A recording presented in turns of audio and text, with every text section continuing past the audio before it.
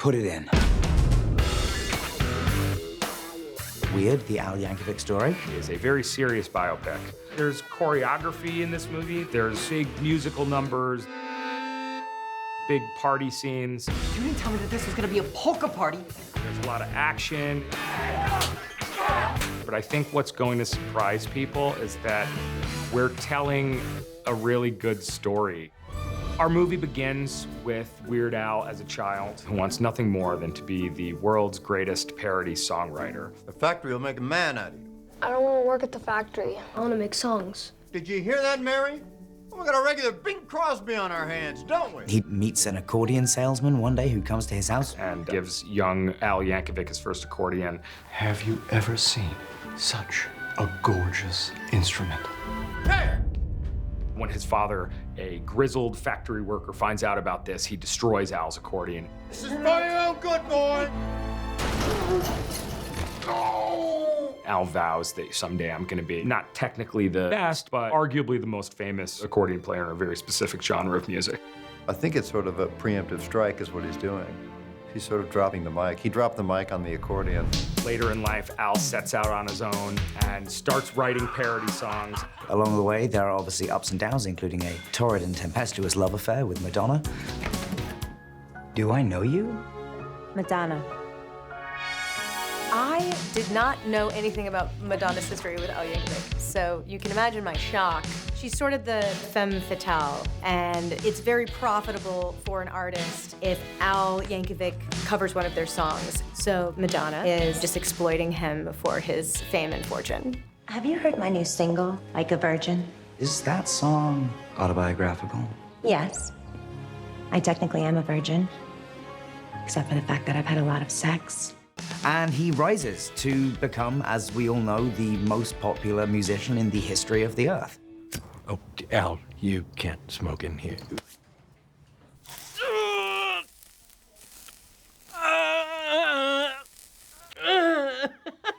I totally deserve that. I knew a lot about him, but I hadn't known that he goes down a really dark path. You're all a bunch of slaves!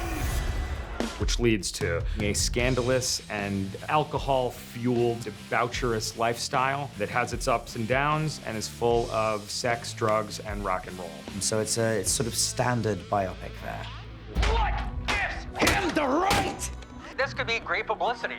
Sell a few more albums? No, I don't need to sell more Albums! Dan is sitting there giving me his best dramatic performance with tears in his eyes. He throws himself into whatever he's doing. I genuinely feel like everything else I've done in my career has got me ready to do this movie, honestly. I think Madonna's a bad influence on you. What? No offense. I think you're really not gonna be ready for this telling of it. People think they know who Weird Al Yankovic is, but after seeing this movie, they're going to realize that they had absolutely no idea. It's an odd process, having your life portrayed on screen, but I recommend it. If anybody comes up to you and offers to make some kind of major motion picture biopic, I say go for it. Let them do it. It's a unique experience everybody should do at least once. I'm the weird one. I am the weird one.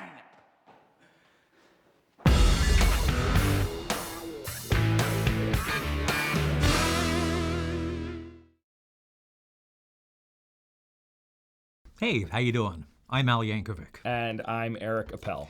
And welcome to the deleted / extended / alternate scenes special feature. Yeah, there's not actually a lot of stuff that we cut out of the movie. Because we were working with a relatively small budget, we cut a lot out at the script phase, and we tried to work smartly and efficiently to keep as much on screen as we could. But having said that, there were a few bits and pieces here and there that either didn't fit the tone of the movie or just didn't help the pacing. And we cut a few things we really liked out of the movie just because we were told to make the whole thing a little shorter. Yeah, the dinner table scene at the beginning of the movie was one of the hardest things to get right. When Toby Huss, as Nick Yankovic, is telling this story about the McKinley kid getting killed at the factory, the original version in the script is just way longer and bloodier and grislier and more dramatic, but it was just too odd to have at the very beginning of the movie when people are still trying to figure out what the tone of this movie is. Yeah. So this is what it looked like before we tightened it up.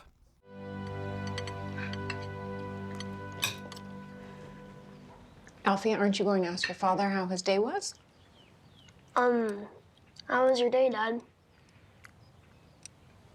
Well, how's my day? We had another fatality down at the factory. God, a real grisly one this time. The McKinley kid that started last week. God, I kept telling him to stop messing around by that industrial shredder, but he just wouldn't listen. First, he grabbed onto his shirt and started pulling him in backwards. I screamed at him to take it off. He tried, but too many buttons.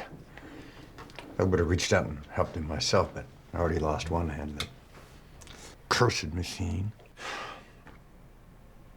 Now it had him, and it was not about to let him go. The grinding, the sound of crunching bones.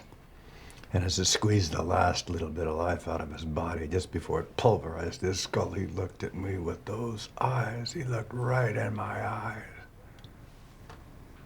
And he mouthed the words, "I'm sorry."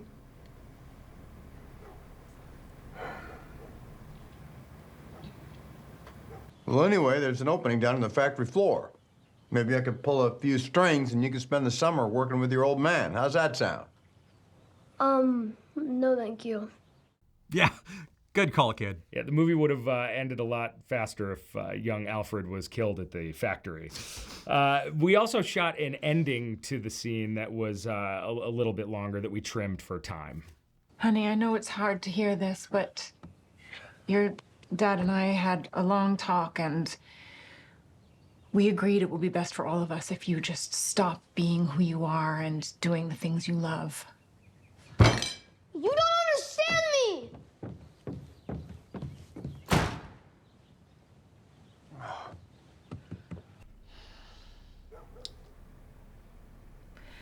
I didn't know how to bring this up to you, but I did find something in Alfred's room today.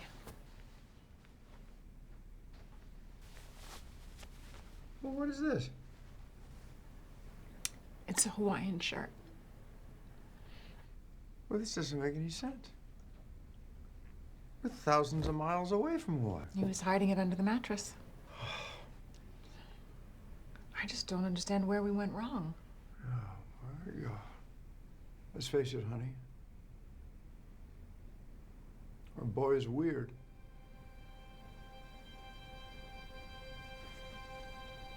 I know he's weird. I think I've always known. That last bit was actually a callback to the original Funny or Die trailer that we made. For a moment there when we were writing the script, we were going to try to incorporate every line from the trailer into the movie, but we felt like we wanted the movie to be its own thing. It also felt weird to have Mary sell Alfred out like that to Nick when in the following scene she's about to buy him the accordion and be really supportive. And we love the whole accordion salesman scene, but again, we had to just pace it up a little bit. After Tom Lennon gets the ever-loving crap kicked out of him by Toby Huss, in the original cut, Tom has an awkward conversation with young Al as he's bleeding out on the floor. I could use some fresh air because it stinks in here.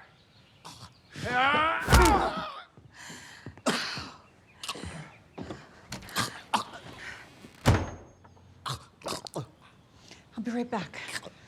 Don't go anywhere. I'll be right here.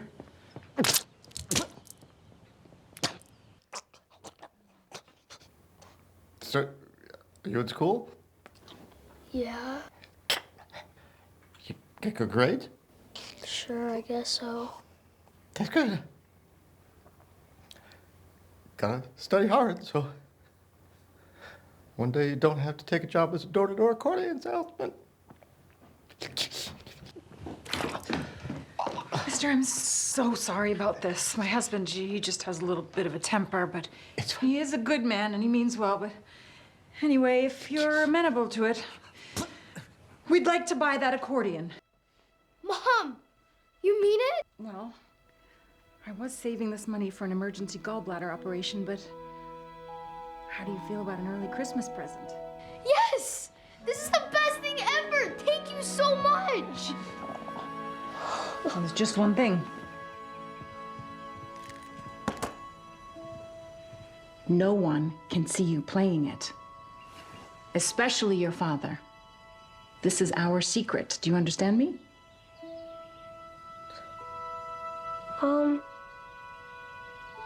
Does Dad hate me? No, of course not, sweetie. Then why is he always so hard on me? Listen, it's too early in the movie for you to understand, but trust me, by the end of the movie, you'll know. I think I have a collapsed lung. We're trying to have a conversation here, sir. Honestly, we were never going to use that line at the end of the scene. We just had Julianne say it on set because it made everyone laugh, and we could eventually use it here in the deleted scenes. Right. Oh, and I was kind of bummed to lose this next gag. This is the original end of the scene where teenage Al has a huge argument with his dad and storms out of the house. You think you're gonna stop me from playing? You'll see. One day I'm gonna be the best. Perhaps not technically the best, but arguably the most famous accordion player in an extremely specific genre of music. I'll show you. I'll show everybody. Get out! Get ready! Goodness, what's all the commotion? What happened? Huh? Where's Alfie? Where's Alfie? He's dead. What? To me. He's dead to me. Yeah, a little funnier, right? But I regretfully admit, Eric made the right call here. Yeah, I just thought it would be more poignant to end the scene on Toby's regret-filled face. It's actually something that we grappled with quite a bit when editing the movie. What jokes to keep and what to lose, what stepped on the tone. You know, when you're trying to sustain a narrative for 100 minutes, you can't do that if you keep undercutting every emotional beat with a joke. Well, like in this next scene, I really wanted Eric to use the version of the Scotty Brothers office scene where I break the fourth wall and look directly into camera. But it's just not that kind of movie, Al. Respectfully disagree! If I may interject here? Please. Look, I'd just like to say that you got some nerve coming in here and wasting my time and my brother Tony's time. I'm gonna remember your name because you, Al Yankovic, are the most untalented, pathetic loser that I've ever met in my entire life. Okay, maybe You're nothing but a hack. A stupid, useless parasite. A grotesque blotch on humanity. And you're so ugly. Oh, that ridiculous hair, that horrible mustache, stupid glasses. You make me want to throw up. All right, thank you, Ben. Thank you, Ben, for your thoughts. Thank you. Jeez. Oh. Look, kid, if you really have your heart set on doing this stupid music, maybe write more than one song. Yeah, all the biggest musical acts have more than one song in their catalog. That's very true. And also, get out in front of a live audience. Any audience, any stage, just get out there, build up your chops, and who knows? Maybe someday we'll talk again. But don't count on it, because you truly suck. Right. Okay, so, we done here? No. No, we are not done here. I got one more question for you.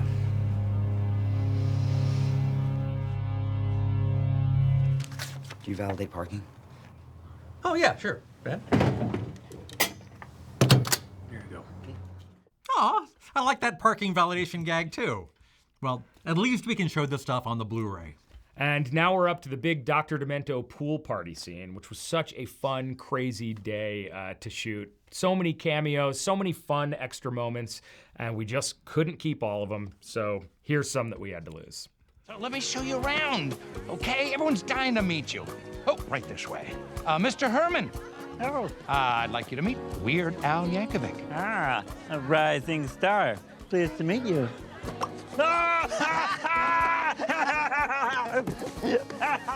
And this is, of course, Tiny Tim. Oh, Mr. Yankovic. Oh, why, you're just the cat's pajamas. Is that a good thing? Sure. Excuse us. Oh, there's Charo. Nice to meet you. So, I'm thinking about investing in Highlight. You know anything about that? Yeah, actually, my cousin, he made a pretty good turn on that. So that's Demento's new protege. You know, I hear they don't even hand out raincoats and tarps at his shows. Amateur hour. Have you had this snake here the whole time? He changes the words to songs. I find that extremely offensive. Yeah, that pink flamingos joke might have looked good on paper, but to actually see it, Yuck. Anyway, Nina, we're very sorry for cutting your one line. Such a bummer. Nina West was an incredible divine. And Quinta Brunson was an incredible Oprah. So you deserve to see the full Oprah interview with Daniel. Yes, you do. Weird Al Yankovic is one of the most exciting new artists in pop music today. His self-titled debut album, featuring singles such as My Bologna, I Love Rocky Road, and Another One Rides the Bus, was just certified quintuple platinum. I was able to catch up with the weird one himself when he gave me a tour of his brand new Bel Air mansion. Okay, come on in. Oh, wow. I have never seen a collection of Hawaiian shirts like this. Oh, well, thank you, Oprah. Oh, yeah, this one was actually given to me by Bob Dylan. He's a very cool guy. This one was custom designed for me by Giorgio Armani. Oh. He doesn't normally do Hawaiian shirts, but he made an exception for me. And this one I just picked up at Goodwill. Oh, that's charitable. I like it because it's covered in humu humu nuku nuku wapa wa'as. That's Hawaii's state fish, as you know. I did not know that. And what about this necklace you're wearing? Oh, these, yeah. I wear one solid platinum record medallion for each time my album went platinum. So that's 1, 2, 3, 4, 5. Wow, those look heavy. They are super uncomfortable. Oh, the weight of success. Simply by taking well-known pop songs and changing the lyrics, Yankovic has taken the world by storm. He has the #1 album in 20 countries around the world and counts among his fans such luminaries as President Ronald Reagan and Pope John Paul II. Even international drug lord Pablo Escobar calls Weird Al his favorite musician. Oh, Ricky, you're so fun, you blow my mind. Hey, Ricky! Hey, Ricky! The second Al walked into our office, I immediately knew that kid's got the goods. Yeah, I took one look at his beautiful, beautiful face, and without hesitation, I said, if we don't sign him today, I will literally kill myself. And it's not just the record company that's cashing in on Weird Al fever. The artists he's parodying are experiencing a phenomenon that's being called the Yankovic bump. The Knack, Joan Jett, and even Queen have seen their album sales double after Weird Al put his unique spin on their songs. Which begs the question, who will be next? Al, you really do seem to have the Midas touch. I've never seen anything like it in all my years. Your parents must be proud. Yeah. Yeah, my parents.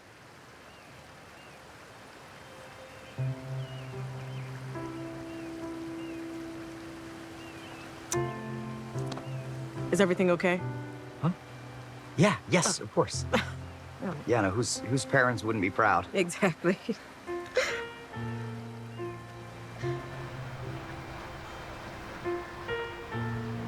Al, unpack that later. What is your favorite flavor of ice cream? Rocky Road. Checks out. That very last bit was an ad-lib between Quinta and Dan.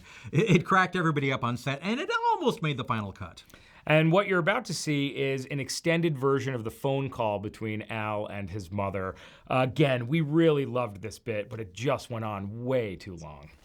But you have time right now, don't you? So how's Dad? Oh, do you want to talk to him? He's right here. Does he want to talk to me? Nope, never mind. He just went into the bathroom, and I think it's going to be a long one. No, it's not gonna be a long one. He just went outside and he's in the car. He's driving. Do you want me to stop him before he goes away? No? No, he's actually speeding away. He's speeding away and he's just hit someone. What? No, not someone, a mailbox. He's hit a mailbox, and so now I have to go fix the mailbox. He's right beside you, isn't he? Oh, he was, but then he just got mad, and so now he's really gone. Oh, your father is a complicated man. The Like a Surgeon performance had a bunch of really fun choreography, but we didn't have a lot of time to shoot the scene. And some of these moments really needed their own camera setups, like Dan approaching a girl in the front row. When we ended up putting the scene together, because we only had a limited amount of shots, it felt like it dragged on too long, so we ended up having to chop it in half. But if by some chance you did want to see the whole thing, well, it's your lucky day!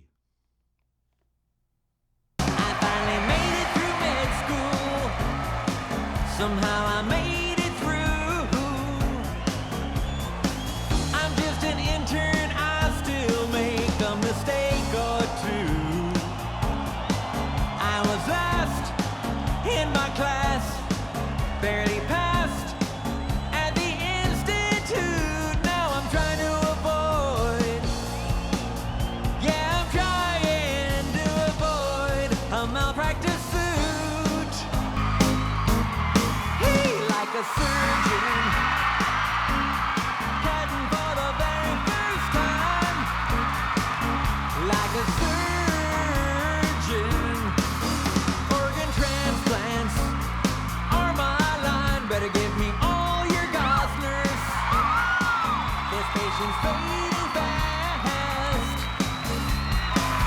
Complications have set in. Don't know how long he'll last. Let me see that I be. Here we go. Time to operate. I'll pull his insides out. Pull his insides out and see what he ate. Like a surgeon. Hey! Cutting for the very first time. Yes. Like a surgeon.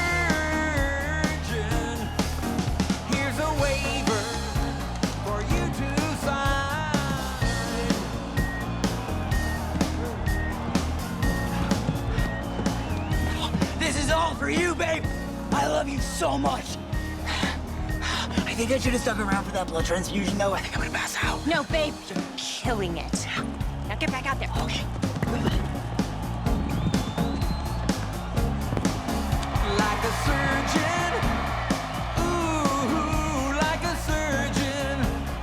When I reach inside with my scalpel and my forceps and retractors. Oh, oh, oh, oh,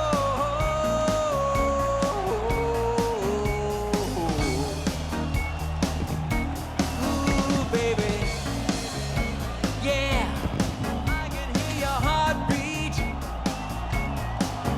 for the very last time.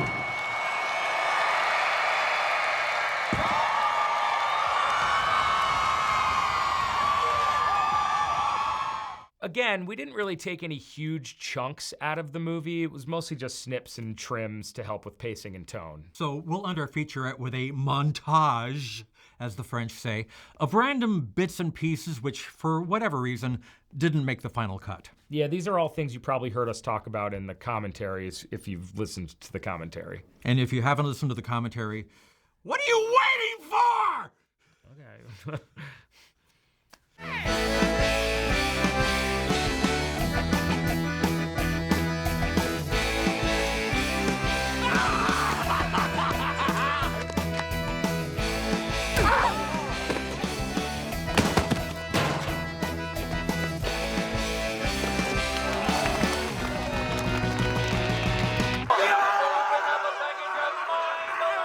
Means, right? You're gonna get yourself a record deal.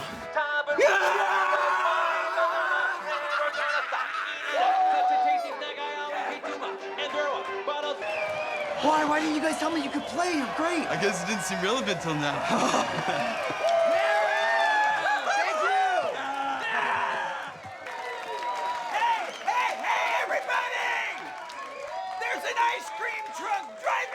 street! Come on!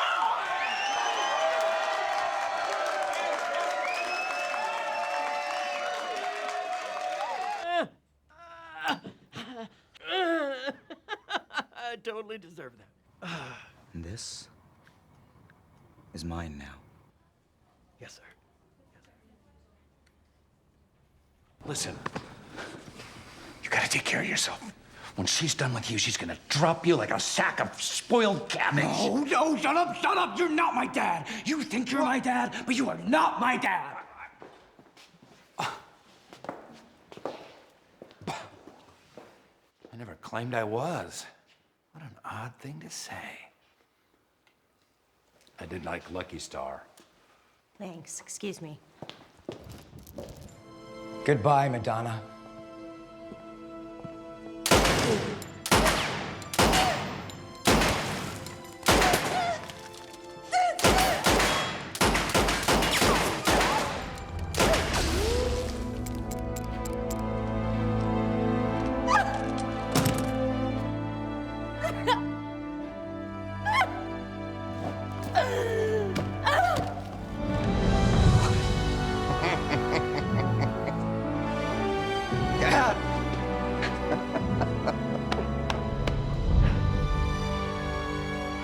Did you go to Hawaii?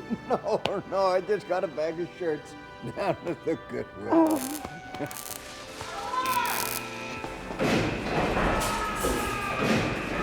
Oh, God. All right, well, I gotta go clean up some blood. Hey, will you come to dinner tonight? Mom would love to see you. Yeah, I'll be there. All right. Okay. Bye. Where is he? Oh, bro, his face is gone. So what is it like? What's it like being a world famous superstar and all? Well, it's fun, but it's also a lot of pressure. I mean, the hardest part for me is just coming up with new songs. I never know where my next idea is gonna come from. And yeah, I honestly, I don't know if I have it in me anymore. Oh, nonsense. I'm sure that next big idea is just right there in front of you. Well, you may have noticed I've put on a little weight. Don't be silly, Mom. You look great. You do, dear. I think you look wonderful with a few extra pounds. I think you're pleasingly plump. Oh, Nick. You know I'm fat. I'm fat. You know it. What? This is a really wonderful dinner spread, isn't it? What kind of sandwiches are these, honey? It's ham on? Ham on? Ham on whole wheat. All right. You don't have to prove anything to him. Come on, guy from Queen. Let's go find a party with some real talent.